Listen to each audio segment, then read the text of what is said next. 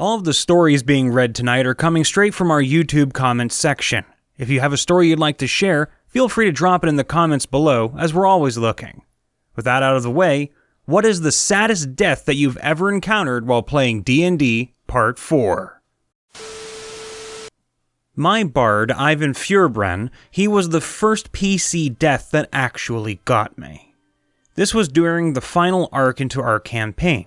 The big bad evil guy, Kalora of the Storm, was planning a raid on one of the major cities in our world. The DM, through a general named Hesno, told us that if she gained all the resources available to the city, she would be able to use them to take the other resources of the other cities, as well as eventually take control of the world. So me and my party run into Kalora's right-hand man, Jikken, a warlock whose patron was Kalora herself.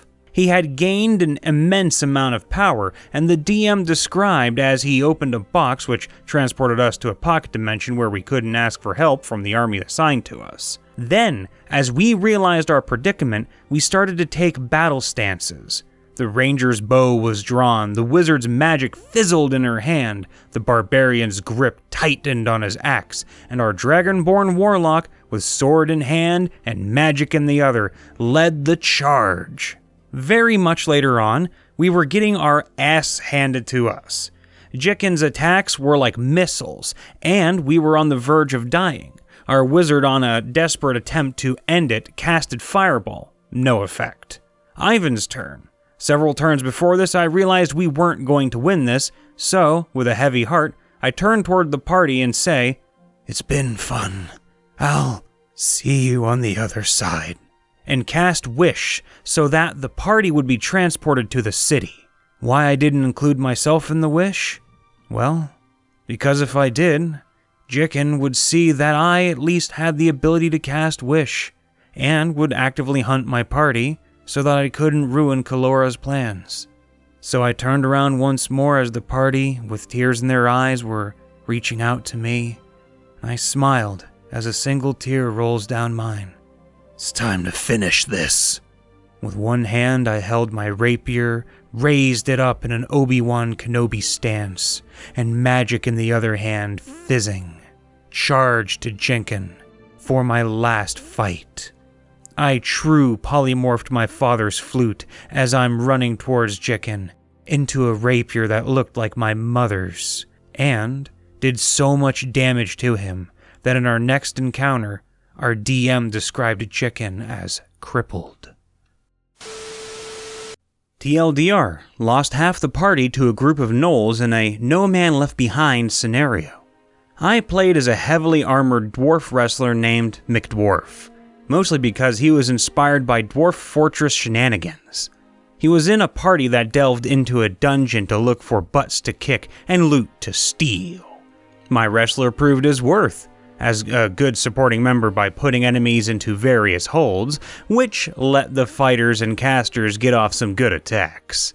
The sorcerer of the group and I formed a tag team. I would lock a target down, and he would bombard that target into oblivion. Hashtag Team Spell Grapple. Anyway, we go down some stairs and encounter a pack of gnolls in a slightly big den.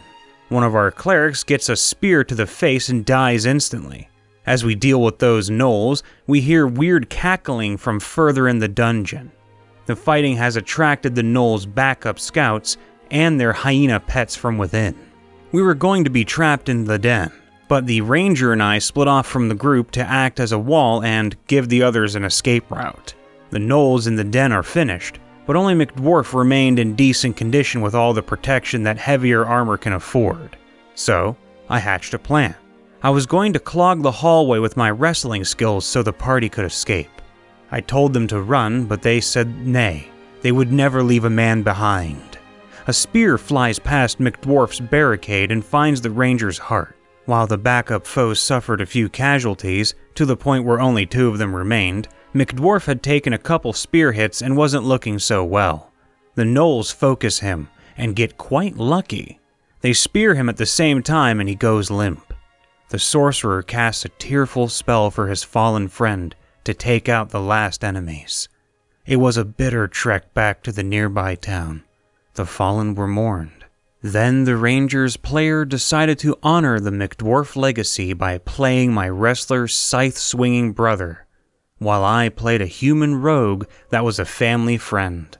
We all got busy soon after, and the campaign got put on hiatus, but I miss those guys. Okay, so, this happened a couple of months ago. I was the GM running the new PF2E system that all of my players have fallen in love with. The players came across a town that had been destroyed by some sort of explosion, but they couldn't figure out what caused it. A goblin trading caravan had come through before the players got there, and the goblins had already found and rescued 3 children from the damaged buildings. I should add that in my world there are no evil races. People are just people. However, people can make bad choices, and people can be evil. The goblins found a tiefling boy that had been saved by his stepfather, a human man who had knocked his stepson out of the way to take a hit from a falling wooden beam. The goblins were helping him bury his stepdad. 2 other children, twin 11-year-old half-elf boy and girl, had been in a building that was burning when the goblins found them and managed to pull them out. The players, after talking to the leader of the trade caravan, decided to do a systematic search of the houses and found a little 10-year-old human girl hiding under a table in a house that was mostly collapsed and partially on fire. She wasn't responding to them calling her, but they managed to get her out, with one player taking a decent amount of damage in the process, only to find that whatever had caused the explosion had also ruptured the girl's eardrums, causing her to go deaf. The goblins were taking care of the 2 burned and injured twins, while the players were standing around feeling sick at all the death and destruction around them. The goblins were pulling corpses out of houses and taking them to makeshift graves a little ways outside of town. My players loved the roleplay aspect more than the combat, so they were already really shaken by everything they'd found and seen. I had to roll a fortitude check for each of the twins because they were both badly burned. I needed to see if either of them passed out. The boy was slightly better off, but he still failed his check and ended up falling unconscious. With the con damage he'd suffered in the fire, he was effectively in a coma. The girl rolled a 1. She ended up taking more con damage than she had con, so she ended up slipping away quietly. It took a few moments before one of the goblins tending the twins noticed, and the players found out that something had happened by hearing the poor goblin crying out in anguish when he found out that the little girl hadn't made it. The characters cried. My players cried. Hell, I had trouble holding back my own tears. I never asked for this. The dice were really evil that day. One time in a high-level 3.5 campaign, our monk got hit with blackfire. Basically burns away your life force, fort save every turn versus con damage, and being nauseated. Ugh. We were in this old ruined wizard's tower trying to shut a portal to some outer plane, I think Genna? And we were up against a bunch of evil outsiders pouring out the opening. The party got split off from her, partially owing to blackfire being able to spread and nobody wanting to contract it, and was taking the encounter decently themselves while she was just trying not to die. Eventually, she was down at 1 or 2 con, nearly guaranteed to die next turn given how low her fort save had become, and too far from the party to get any help. The party's too embroiled in combat to see her stumbling up the dais, killing lesser demons on her way even as big chunks were visibly starting to slough off of her. She got to the portal and said, I strength checked to rip it down with my bare hands. 19 on the dice. Party kills the last of the demons in the encounter, and during the split-second silence that followed, they saw our monk tearing the portal frame down, even as she was tearing just as much or more, Kusanagi style. The last round hits, and she just looks over her shoulder at her friends, smiled, and crumbled to ash. I asked the player if she wanted to get a resurrection from the cleric. She said, "Fuck no, that was amazing," and retired the character. Party goes to save children from a hag. Save children. One has no parents because they died trying to stop the hag, only they tried. they decide to take the kid, named Thomas, to his grandparents in another city. What was your time skip? They visit town a few years later for business with the mob, meet Thomas, and have a nice time. Cue time skip! The party's country goes to war with the neighboring nation, and they join as a special unit, Fight Soldiers. Thomas is one of the soldiers, they knock him out, and later make it up as the war ends. Another time skip in the party is fighting a lich and his army of millions of undead. They were smart and got a few nations to deploy their armies to help fight the horde as they fought the lich. Losing badly to ads and Lich, a graying general and his bodyguards arrive to help him. It's Thomas. They win and join him at his home for a few days where they meet Thomas's wife and children, who he named after all the party. Party tries to become the godparents. Time skip again! The paladin, son of Thomas, who was named after the party's paladin, tracks them down and asks them to come to his home as he's passing. Party is shocked and think they can heal him with high-level magic. Nope. They arrive and see that Thomas is a very old man who is fading fast. He gives his thanks for saving his life and helping him through it for so many years. Thomas passes away that night. Someone asks, wait, how's Head dying of old age? You guys have been adventuring for about 80 years now. You didn't notice? Shouldn't we have been old too then? You guys are 3 elves, a dwarf with 20 con, and a tiefling. None of you are even starting to go gray. TLDR, Party was sad as an NPC they knew from childhood to natural death died.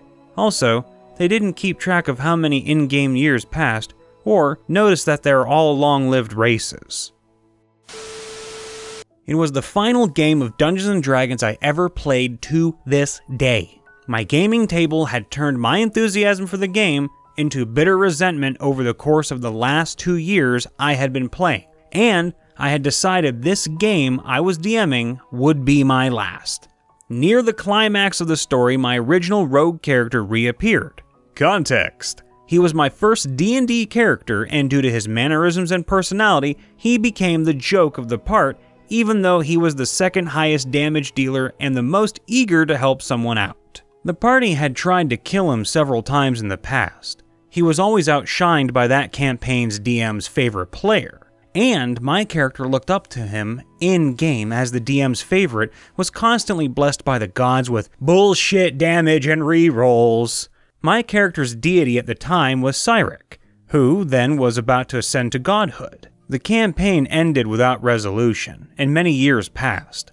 I would use my rogue for guest appearances every so often, since his epic destiny was Keybearer, who would travel to different worlds and dimensions, so the party always ran into a variation of my rogue, but never the original. But now, they did run into the original. Servant to Cyric, drowned in madness, self-loathing, and nihilism. For the rogue's madness gave him the insight of clairvoyance, for he knew he was never one of his others who got a happy ending. He never got to settle down and have children like one of his selves had. Never completed his backstory and got his personal life goal of revenge like one of his other selves had. And these were mostly the players responsible. He blamed the PC for the faults of their players and was an incoherent mess that none of them knew what he was talking about. He almost won beside Cyric, but he fell first, cut down by the facets of his former friends. His last words were bitterly spat, all the achievements he made without them, all his personal victories out of their game. His body slowly turned into paper and exploded into a fine mist of blood and fury.